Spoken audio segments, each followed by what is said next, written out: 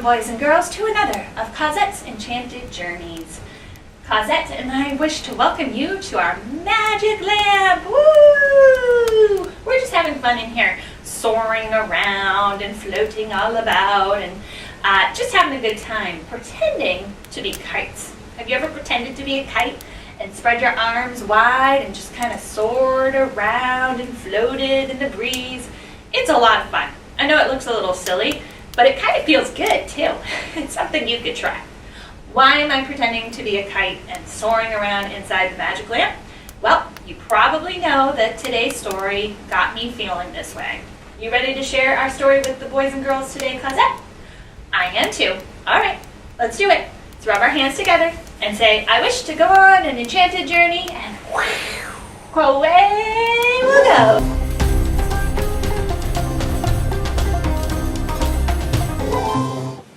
And welcome, boys and girls, to another of Cosette's Enchanted Journeys story times. I have for you today a wonderful story called Kate, Who Tamed the Wind by Liz Garton Scanlon and Lee White. I hope that you enjoy it. Once there was a man living all alone in a creaky house on the tip-top of a steep hill. The man lived all alone in the creaky house on the tip-top of a steep hill where a soft wind blew. The man lived all alone in the creaky house where the curtains swung and chimes spun as a soft wind blew. And blew. And blew. The wind blew until the shutters banged in the creaky house on the tip-top of the steep hill. The wind blew, the shutters banged, and the boards bent. The wind blew, the shutters banged, the boards bent, the table tipped, and the tea spilled. The tea spilled, and the bread broke on the tippy table in the creaky house at the tip-top of the steep hill. And still the wind blew. The wind blew, and off the birds flew. The birds flew, and the dust did too, and the man cried, "What to do? What to do?" The wind whipped his words from the tip-top of the steep hill to the itty-bitty town at the bottom, where a little girl called Kate heard the cry, and felt it too. She wondered what on earth to do. Kate could not stop the wind, she knew, but she could wheel a load of new trees to the tip-top of the dusty hill in her wagon.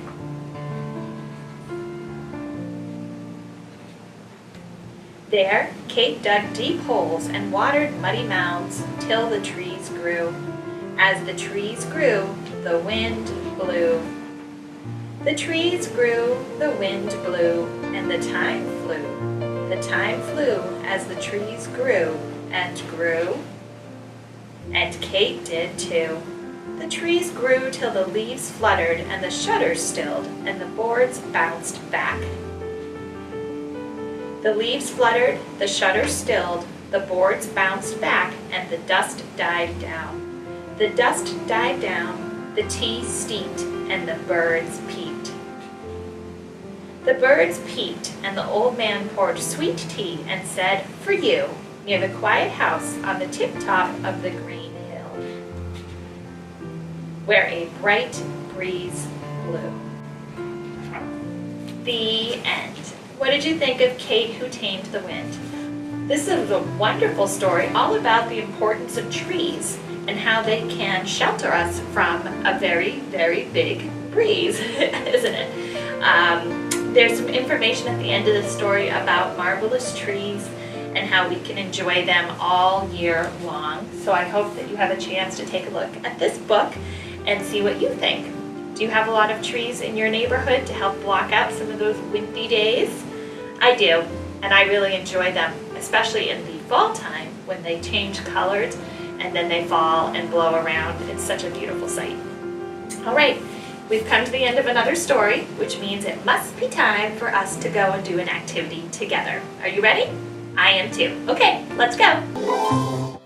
All right, for today, boys and girls, we are going to be making an easy paper pinwheel. You'll only need a few simple materials, either a stick or a dowel, a thumbtack, some construction paper, and some scissors, and that's just about it. Oh, a glue stick as well. Sorry, don't want to forget the glue. So the first thing you're going to do is just select a color of construction paper that you want to make for your pinwheel, and it's important that it's square. Now this construction paper is a rectangle, so I am going to fold it over and cut off that extra piece after folding it over so that it is a perfect square. If you're working with square paper like you do with origami, you can skip this step. Otherwise, just follow along with me and cut off that extra piece.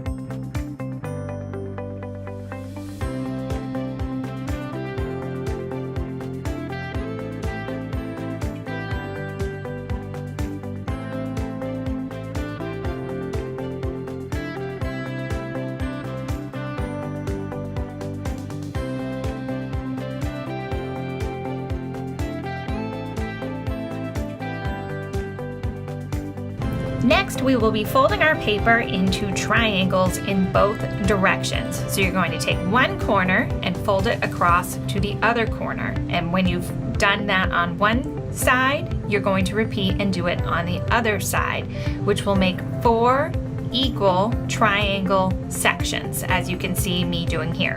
And you want to push firmly down on the creases to make nice, strong, sharp creases that'll make it easier for you to see and to do your folds. So there you can see I have 4 equal sections by folding it in corners both directions.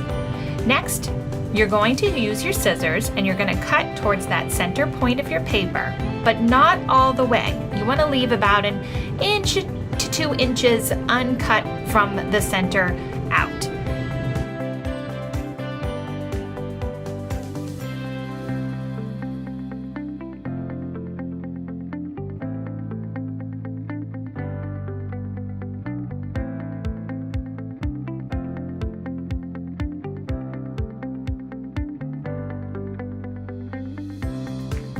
Once you have your 4 equal pieces, you're going to take your glue stick and put a dab of glue right in the center of your paper. Then you're going to take one top left corner of each of these 4 panels that you've created and fold it into that center piece. The first fold will stick right to the glue in the center, as you see me doing. Then you might need to put some glue on top of each piece as you fold, and just follow along. So I'm folding this first panel's corner in, and I'm going to push down and secure that piece there. Then I'm going to turn my pinwheel and do the next panel. So you're pushing one into the center, skipping one, pushing one into the center, skipping one, and just repeating this all the way around. You can follow along with me.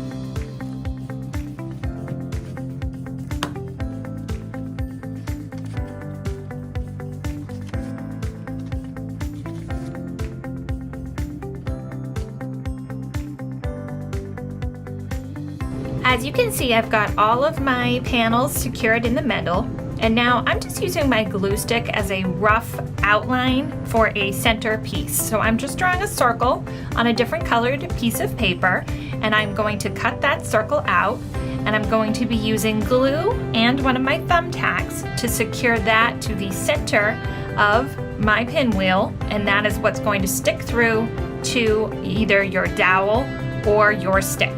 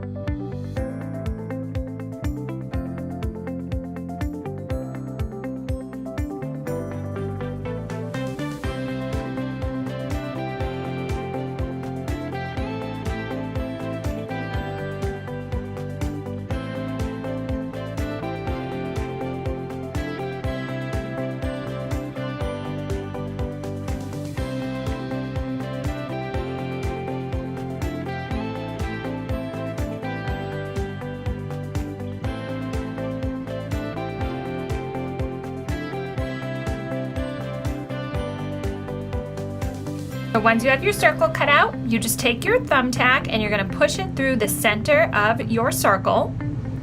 And then you are going to push that, once you've done that, through the center of your pinwheel.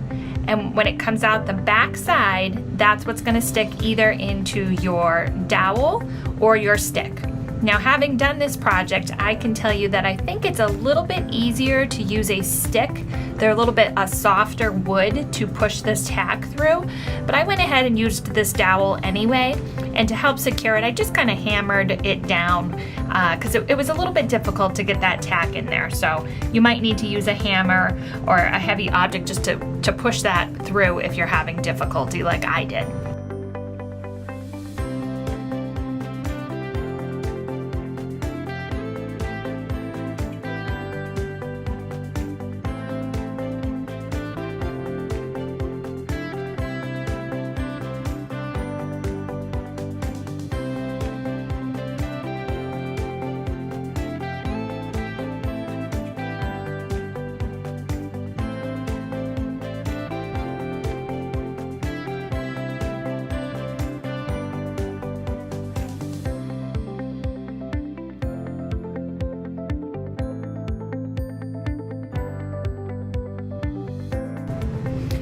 So as you can see, I'm just kind of hammering my dowel onto my tack because I'm having trouble just pushing it in. And it's okay if it cracks a little bit as long as it holds on. And that's pretty much it. Once you have it secure, you should have a pinwheel. You can try using your breath to blow it in circles. You could try using a blow dryer to make it spin.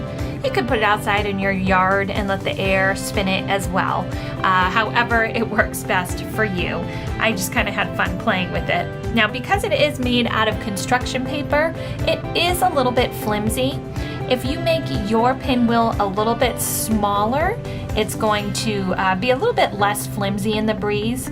Also, you could make this from a cardstock paper. That's a harder, stronger construction paper so that it won't bend in the breeze quite as much. As you can see, mine it's tending to want to bend and fold over instead of retain its shape and spin. So that's something that you could do differently.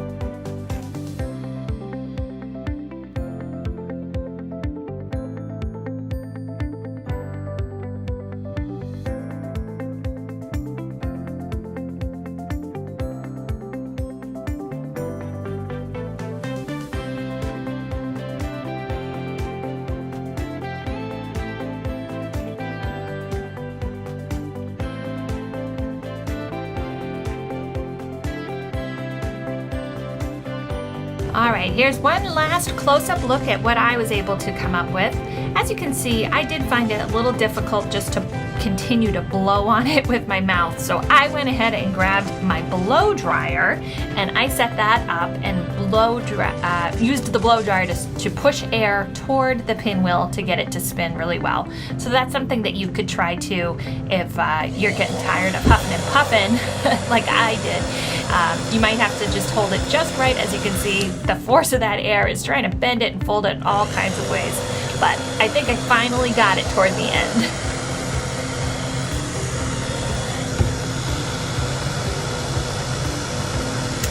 And with that, we are just about out of time for today. So, are you ready to head back to the magic lamp and say goodbye to Cosette? Oh, here we go. It's spinning away. All right, I guess I'm ready to head back too. Let's do it together. And welcome back to the magic lamp, boys and girls. Did you enjoy the story of Kate taming that wind?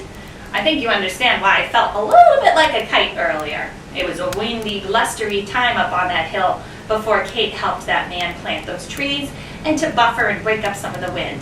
And now he's got a little insulation from the wind, and he's got beautiful trees to provide air and to provide shade in the summertime when it's hot, and to provide beautiful colored leaves in the fall when the seasons change. Trees are very special and wonderful, and I hope that you appreciate your trees that you have, because they do more than we know, I think. What do you think, Cosette? And did you enjoy making your own pinwheel? That's something you can enjoy in the breeze, or you can make your own breeze and blow it along. Well, we're out of time again, but I hope you enjoyed the story and I hope you enjoyed the activity. Most importantly, we hope you'll come back to see us again soon. Until you do, take great care of yourself and we'll see you later. Bye-bye.